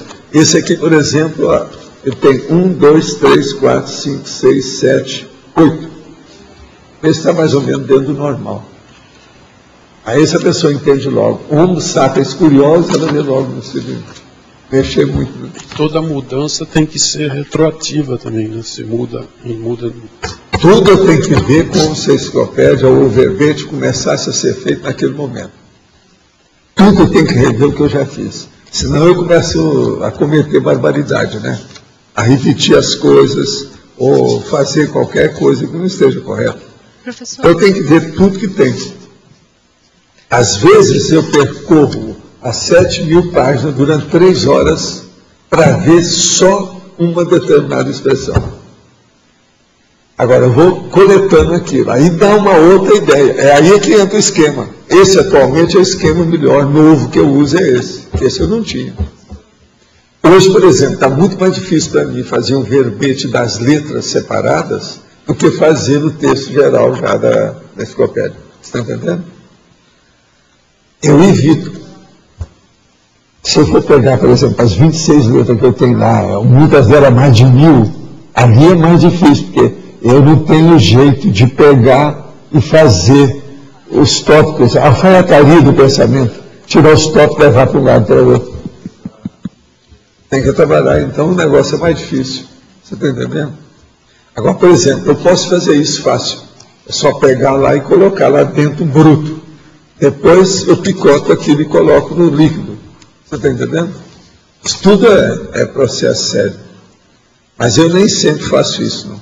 Professor. Agora, por exemplo, eu vou ver se eu faço nessas letras que eu dei para vocês, que ainda não trouxe os verbetes aqui, nem te dei. O C, o D, o F. Você ainda não percebeu o tanto que você já fez sobre C, que não apareceu aqui? Aquilo é por causa das letras. Essa eu não entendo, né? Você não viu. Mas agora, ó, já tem o C, já tem o D. O C, ao todo, são 15. O D parece que tem 6 ou 7. Agora eu comecei a entrar no F. Vai começar a aparecer coisa do F. Mas esse não aparece aqui. Agora, por exemplo, o que eu vou fazer? Eu vou pegar todos esses do C, vamos supor que sejam 15 ou 20. Vou compactar tudo e passar tudo para a enciclopédia no ponto certo. E se eu peço o Everton, faz isso na hora. Não, eles não estão prontos. Mas vai ficar mais fácil para aprontar a hora que eu colocar. Então eu tiro do difícil e coloco no fácil. Você está entendendo? Isso que o computador é o máximo. A gente deve muito ao computador, senão estava perdido. Isso aí é muito difícil. Agora, você lembra, nesses últimos tempos, o tanto que você já trabalhou com o C e o D, e que não apareceu nada. Eu não sei como é que vocês me perguntaram. A mesma coisa é aqui. A Mabel também tem trabalhado um monte dessas. Isso. Tem tudo isso. Isso tudo está encaminhado, mas não está pronto. Agora, eu vou ver se eu faço, eu estou esperando a hora que nós começarmos a debater, eu já fiz tudo de casa pensado. Veja bem como é que são os meus esquemas. Quando nós formos debater os 20 de vocês aqui, eu vou ter 20, eu posso começar a trabalhar. Então eu pego 20 daqueles e vou trabalhar. Eu vou ter 20 dias para fazer isso. É lógico, uma semana ou 5 dias eu faço isso, dobrar. Então aí eu vou ter que fazer outras coisas, você está entendendo como é que é? Agora, isso é só quem tem os originais que sabe. Agora, por exemplo, eu desejaria que vocês entendessem isso para fazer livros de vocês. Quanto mais vocês entenderem esse jogo, por isso que é que eu vivo, de vez em quando, vocês já notaram que de vez em quando eu trago alguma coisa de fundo e depois eu trago uma coisa de fora. Uma de conteúdo e outra de fora. Você já viu que eu jogo isso aqui para melhorar. Há pouco tempo nós falamos aqui uma de forma. Hoje é outra vez de forma. Isso é para ajudar. Para não ficar só uma coisa para a pessoa ver. É de propósito. Agora aqui. Durante algumas semanas tive projeções com o senhor e lembro de que disse que sabia quem eu era e sobre a minha família. Perguntou sobre o livro que devo escrever e em seguida me mostrou algumas anotações. O senhor pode me dizer se consegue ter alguma informação a respeito? Pois estou quase iniciando a fase executiva e ainda pairam alguns detalhes da minha projeto que precisam ser analisados. Olha, o melhor é quando você puder, você sai aí de Manaus e dá um pulo aqui para você estudar na Apex. A Apex vai clarear isso mais para você de uma maneira mais rigorosa. Agora, isso que você está pensando que sou eu, deve ser um dos nossos amigos que ele se parece comigo. Agora, se você olhar direito, você vai ver que ele é chinês. A diferença dele é enorme. Muito embora dentro de uma identidade impressionante. Porque ele tem um só diferente dos meus. Olha bem que deve ser ele que está te ajudando aí na história. Posso só dar uma informação? Fala. Que ele pode acessar o site da Apex, que é o www.apexinternacional.org. E aos sábados nós temos palestras gratuitas via internet. E em breve também estará sendo lançado o curso Introdução à Programação Existencial em EAD, ensino à distância pela internet. Então ele também vai poder ter acesso diretamente lá por Manaus. Você conhece o trabalho do Sérgio Felipe de Oliveira? Se conhece, qual a sua opinião a respeito dele? Não, eu não posso dar muita opinião, porque eu estou por fora. Eu sei que o que eu sabia há muito tempo é que eu trabalhava na área da saúde com os processos espíritas. Eu não sei atualmente mais o que é que tem. Eu não tenho seguido porque é processo espírita, eu estou por fora. Em tertúlias anteriores, bem como na de ontem, o senhor relatou que socorreu Chico tirando da sua cidade e transferindo para Uberaba devido a escândalos com ele que o faziam sofrer e chorar muito. O senhor poderia falar sobre os escândalos seriam esses? Não é pela curiosidade, sim pela pesquisa. Olha, eles não falam isso aí na biografia dele, ninguém toca nesse assunto, isso virou tabu. O espiritismo é uma das seitas que tem mais tabu no Brasil. Tudo é escondido devido às federações, porque senão eles estabelecem um anátema e liquidam com a pessoa. O caso do Chico é o seguinte: os negócios começaram e pioraram a situação com ele na ocasião do escândalo, devido ao sobrinho dele, que era uma pessoa que ele tinha ajudado a desenvolver a psicografia, e o rapaz era muito bom na psicografia. Inclusive recebia até psicografia de verso. Agora, com o passar do tempo, esse rapaz, que era sobrinho dele, Amaury Xavier, que era o nome dele, começou a ficar contra o movimento espírita porque ele ficou assediado, ficou doido. Então, os assediadores pegaram e ele começou a combater o próprio espiritismo, o próprio Chico, as mensagens e as coisas todas. Então, vocês vejam bem o drama que o Chico se envolveu. Foi aí que eu cheguei. Ele estava com um sobrinho, filho da irmã dele, que ele tinha ajudado a desenvolver a psicografia, e o rapaz se virou contra ele e contra o espiritismo. Ficou bem doido, bem alterado, começou a beber sem parar, eles internaram no hospital espírita, depois o rapaz morreu, daí a pouco morreu. Eles acham até que foi por um suicídio, como se fosse uma coisa nesse sentido. E eu não fiquei sabendo dos detalhes, como é que foi lá na ocasião, porque aí eu comecei a trabalhar demais para levar o Chico para Uberaba, eu não tive tempo mais nada para ver essas coisas. Agora, o caso dele é que isso aí magoava muito o Chico, porque ele tinha uma sensibilidade muito grande, feminina, dentro da situação, fez tudo para ajudar esse rapaz. Depois, ele até falou que nem tinha muito contato com o sobrinho, porque qualquer coisa que ele falasse, ia piorar mais a situação em vez de ajudar. Agora veja, ele também não podia falar muita coisa, que ia falar do filho da irmã dele. Vocês estão entendendo? Agora, com isso, começaram uma série de outros escândalos, junto com a União Espírita Mineira de Belo Horizonte, que tinha muita relação com eles. Agora, o espiritismo, as federações, ninguém falou nisso, ficou tudo de boca fechada, calar a boca. Mas quem for estudar pode pegar as revistas e jornais que publicaram as mensagens do Amaury Xavier. Elas são impressionantes. Tem mensagens fora de série, de alto gabarito. Agora, o cara depois ficou totalmente pirado. Deu tudo para trás. Agora, ele tinha razão. Agora, ele queria esquecer. Ele queria esquecer Pedro Leopoldo, Belo Horizonte, União Espírita Mineira, o processo da família, os problemas do sobrinho, está entendendo? Sair daquilo. É isso que era. Ele estava como nunca tinha acontecido nenhuma crise maior na vida dele, aquela foi a maior. Agora, a hora que eu falei com ele, não, eu posso te levar para Uberaba, nós fazemos um centro lá, uma casa, com as coisas todas para você. Você quer? Vamos embora. O problema é esse. Aí ele topou, na hora. E foi assim que a gente começou a pensar. Agora, isso foi resolvido no ano de 1956. E ele foi para lá mesmo, definitivo mesmo, em 59. Mas nós, nesse período todo, começamos a trabalhar junto. Eu tirava ele de Pedro Leopoldo, a gente viajava, ia para muitos lugares, etc. Tal. Outra coisa, estive assistindo a 8ª temporada do seriado Monk, no episódio Voodoo, em que o Monk investiga supostas mortes atribuídas ao voodoo. Fiquei pensando o que uma pessoa poderia fazer para evitar esse tipo de magia negra. Seria o EV suficiente ou são necessários outros métodos?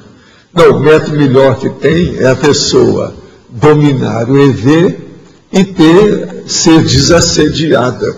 Ela não ficar cultivando ideias negativas. Com isso, ela consegue superar o processo e não tem despacho nenhum que vai atingir a pessoa. Outra aqui, sugestões de profissionais incoerentes. É dos 23 a 30 já que tem. Está vendo como é que essa turma é rápida? Esse povo é mais inteligente do que eu, por isso que eu apelo para todo mundo. Eles são muito mais inteligentes que eu. Você olha, você fala em 5 minutos, vem 30 aqui. Eu não fico lá 5 horas para arranjar um. É o contrário. Então está aqui. Professor, doutor que empresta titulação para uma instituição avaliada pelo MEC para mascarar e subir as pontuações de qualidade de ensino superior sem trabalhar, pesquisar, licionar ou contribuir para o ensino, pesquisa e extensão. Puxa, essa passou por isso, está na cara, tem o nome da pessoa que falou. O advogado que oculta provas. O farmacêutico que indica um remédio errado apenas para vender quando em falta do remédio original. O gerente de um projeto que não dá tempo suficiente para seu subordinado desenvolvê-lo. O fiscal subornável. Isso talvez seja a figura mais comum do Brasil, né? Fiscal subornável. O vendedor que supervaloriza um preço esperando dar um desconto sem perder o alto lucro almejado. O orador profissional que se preocupa mais com a verbosidade que com o conteúdo. Sim, mas esses já estão na Rua da Amargura, hoje já não tem tanta força. O vendedor de loja que empurra produtos usando a inocência do cliente. Isso aí é muito comum, principalmente para as mulheres, né? Isso é um processo de mulher. É muito comum. Olha, gente, mais uma vez, muito obrigado ao nosso povo aí que está mandando tudo isso. Esse aqui que mandou esse monte aí no fim aí, ó, é o guerreiro. Ele é guerreiro, então está certo, né? Está tudo certo. Fora de sério. Mas olha, o que é que vocês têm mais aí que ainda sobrou? Eu estou vendo que você chegou. Agora é a hora de você fazer a pergunta. Ela sempre faz a pergunta nos últimos 5 minutos finais, 10 minutos. Né? Eu arranjo um micrófono para você. Pode falar. Na parafatologia, o senhor reforça aqui a central extrafísica da fraternidade, né? Por que a da fraternidade com relação a essa temática, assim, principalmente? Procedimento extrapauta, para a pessoa ter inspiração, precisa ter fraternidade. Se ela vai escrever, ela vai fazer interassistencialidade. A interassistencialidade é fraternidade.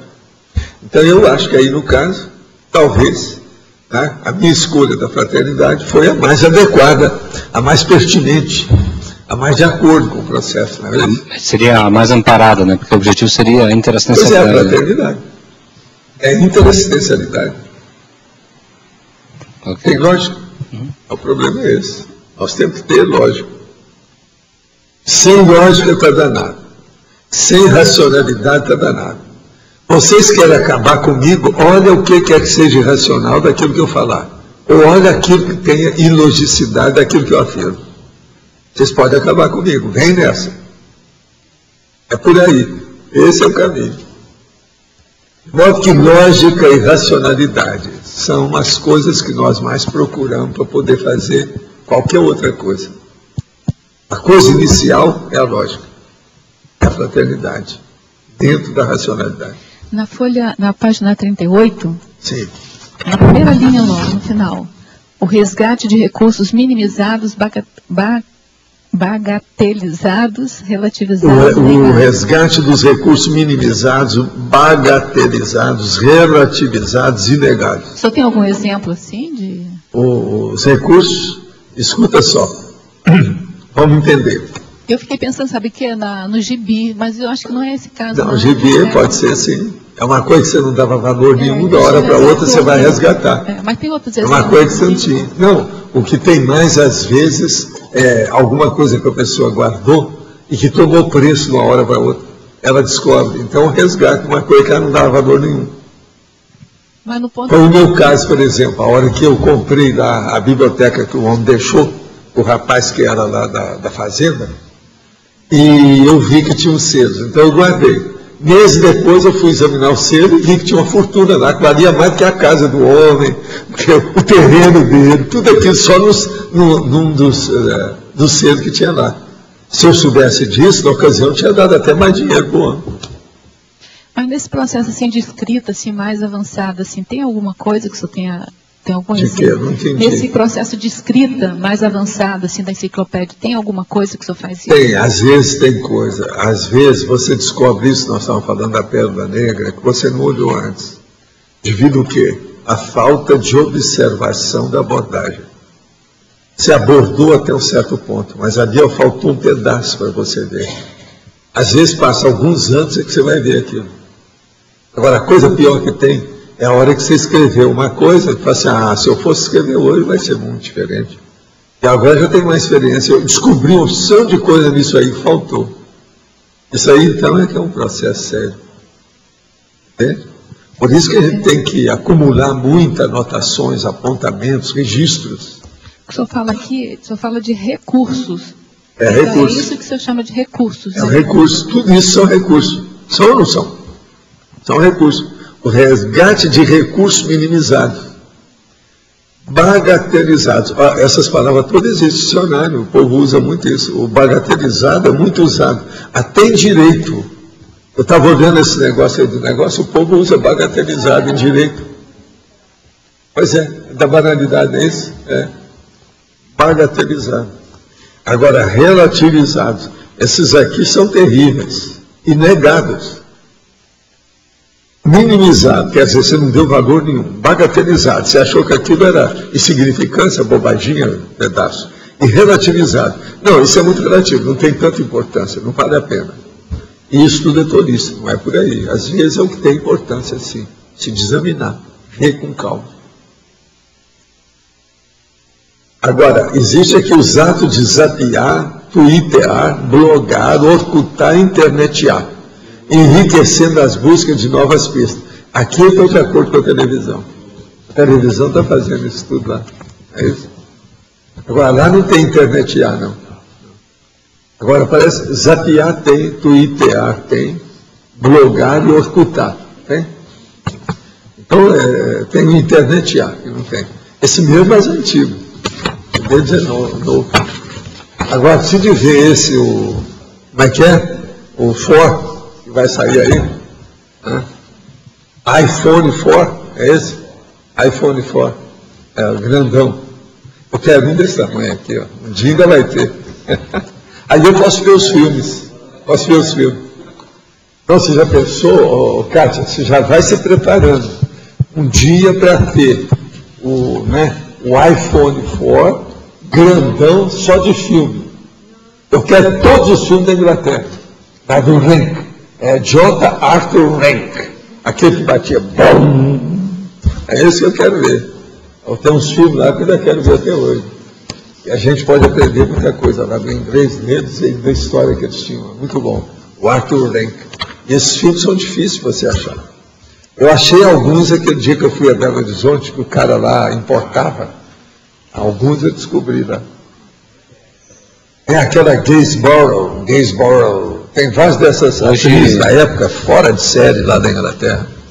Hoje existem alguns sites que locam pela internet. Então, tudo legal, você loca filmes europeus pela internet. Então, você pode baixar. Agora, o que eu quero é o seguinte, mas dá para você comprar? Dá. Você pode comprar ou locar ele e baixando ou assistindo online. Agora, eu ainda não examinei isso. Havia listagem da Inglaterra, listagem dos filmes da Inglaterra. Vou dar uma olhada para o senhor. Para a gente localizar e ver. Tudo é do Arthur Rank. Eu quero ver todos eles o que ele fez.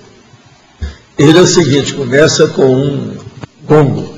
É o cara batendo gongo. Esse aqui é o Arthur Rank.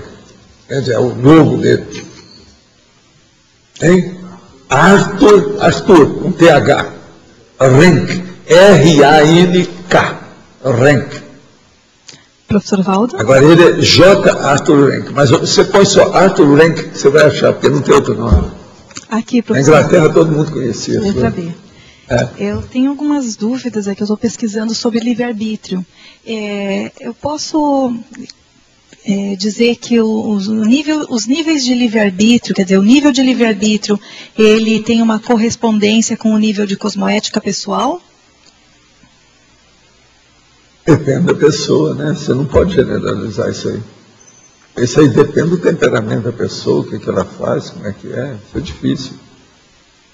Agora, o temperamento, se ele é aberto, a tendência da pessoa é aumentar, e aprofundar, expandir o livre-arbítrio. Ela fica com mais liberdade.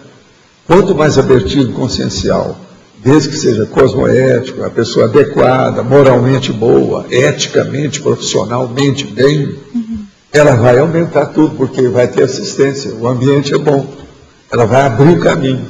Agora, se for o contrário, tudo é o contrário. Aí vem determinismo. Começa a dar acidente de percurso e outras coisas mais, tudo dá para trás na vida dela. Pois é, A maioria da turma que eu recebo pedido na TENEPS são do determinismo. Pois é, eu estava vendo que como antagonismo o determinismo e o livre-arbítrio. Mas aí na folha de avaliação do conscienciograma sobre livre-arbítrio, o senhor cita o paradoxo do livre-arbítrio e determinismo. Aí eu queria entender se é mais paradoxo ou antagonismo. O determinismo... É antagonismo e é paradoxo, né? A coisa mais fácil que tem é você falar de paradoxo, contradição, antagonismo, antipodia, contraposição. Isso é normal. Agora, são dois extremos. Sim. O determinismo é quando vem o próprio cosmos funciona contra você. Agora, o livre-arbítrio, a hora que você faz as coisas a favor do cosmos, ele não vem contra você, ele se abre. É a porta que abre. Ali Babá e os 40 ladrões. Abre-te Sésamo. Aquele abre-te Sésamo é o livre-arbítrio correto. Mas é a coisa mais difícil que tem. O ladrão, então, nunca funciona. Quer dizer, só na história mesmo da carochinha, porque a realidade não dá. Como funciona isso enquanto paradoxo? Enquanto antagonismo, eu entendo. É a intenção da pessoa. Antes de mais nada, você tem que ver a intenção. Qual a intenção? Agora, essa intenção, ela deriva do temperamento da pessoa. O que ela pretende com isso? Agora, outra coisa. Não adianta a pessoa ter muita energia. Não adianta a pessoa ter muita vontade, uma vontade granítica. Se a intenção é ruim, tudo isso vai por água abaixo. Você entende? Então, por exemplo, você quer um paradoxo maior do que aquela pessoa super forte. Ele é um Hércules, mas da marginalidade. E você sabe, está cheio de gente assim. A mesma coisa, por exemplo, o cara, ele não precisa ser da marginalidade, mas ele é belicista. Ele é fortíssimo. Tem uma força presencial enorme. Mas veja, ele nada mais é do que um major, por exemplo. Truculento, da linha dura, dentro do exército. Pensa nisso. Olha aí como é que fica. Então veja, essa pessoa, a tendência dela é caminhar para um determinismo brabo. E esse determinismo começa a dar através de pequenas ocorrências que ela não dá valor. Pouco a pouco ela vai ver que aquilo é acidente de percurso e começa a se repetir. No fim, vai atacar alguma coisa no soma. Há o processo da somatização. Então, vem uma doença. Quase sempre a pessoa vai morrer mais cedo. Então, por exemplo, desse povo que tem má intenção, quando não há uma mudança de intenção, raramente eles vivem muito tempo. Sempre tem a dessoma no meio do caminho. Essa pessoa tem que entender bem para ver. Agora, o livre-arbítrio, a tendência do livre-arbítrio, se ele é fraterno, é aberto, a tendência da pessoa é viver mais. Agora, o que é engraçado é que às vezes a pessoa vive mais dentro de um corpo mirrado, franzino, difícil, mas ela consegue viver mais. E ela se sente bem mesmo assim. Agora, ela sente bem por quê? Devido à condição da boa intenção que está lá. Então, nós temos que pensar o problema do paradoxo entre um e outro, a partir do temperamento, principalmente. Agora, tudo depende do discernimento. Quem tem mais discernimento, abre o livre-arbítrio. Quem tem menos, fecha o livre-arbítrio. Fechar o livre-arbítrio é a mesma coisa que falar, deixa o determinismo colocar a câmera da pessoa. Entende? Os nossos comerciais, por favor. Obrigado. As pontuações de hoje, 46 assinaturas do livro de presença, 17 perguntas presenciais, 15 perguntas online, 24 votos presenciais e 13 votos online. Hoje teremos os recados do Eduardo sobre o programa Amigos e a Milena em seguida sobre os cursos da Apex. Pessoal, boa tarde a todos. Hoje a gente queria destacar a importância dos amigos da enciclopédia na manutenção dos trabalhos aqui da enciclopédia. Desde 2004, nós já tivemos mais de 1.350 inscrições. E todos esses recursos são revertidos aqui para a manutenção das despesas do Holociclo, da Holoteca e do Tertuliário.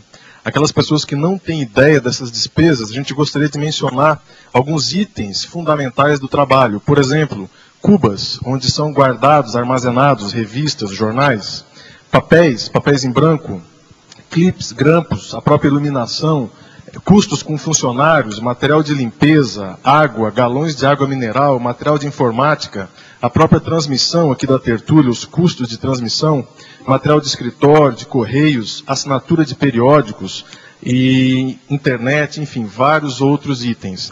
A gente queria destacar também que os amigos da enciclopédia permitem que esses recursos sejam oriundos propriamente desse grupo todo e não advindos das ICs, né, dando uma sobrecarga de trabalho e de estresse para as ICs que acabam, então, não conseguindo focar nos próprios objetivos e mater pensene da IC.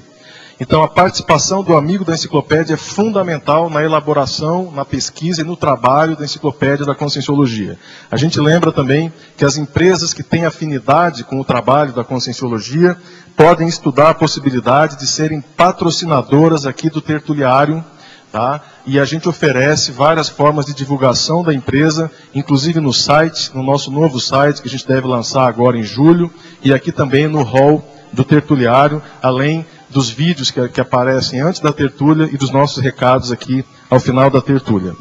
Então fica o convite, agora dia 1º de agosto, a gente sorteia um laptop e 10 cursos avançados de campo, em benefício aí dos amigos da enciclopédia, e também a gente queria dar uma notícia aqui de primeira mão, que uma empresa patrocinadora nos procurou, tem nos procurado esses dias, para oferecer uma promoção extra, tá, agora durante o mês de julho. Então a gente está em negociação com essa empresa, e em breve a gente vai divulgar para vocês aqui um outro incentivo aos amigos da enciclopédia. Obrigado.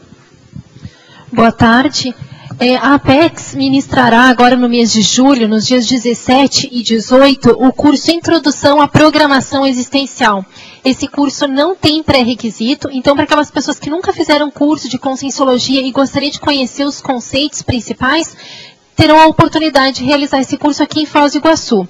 Os principais objetivos é apresentar os conceitos relacionados à programação existencial, propiciar a identificação do propósito de vida pessoal, favorecer a compreensão do propósito de vida segundo a Conscienciologia e motivar para a realização do propósito de vida. Para quem quiser mais informações, pode entrar em contato aqui na recepção do CEEC. Obrigada.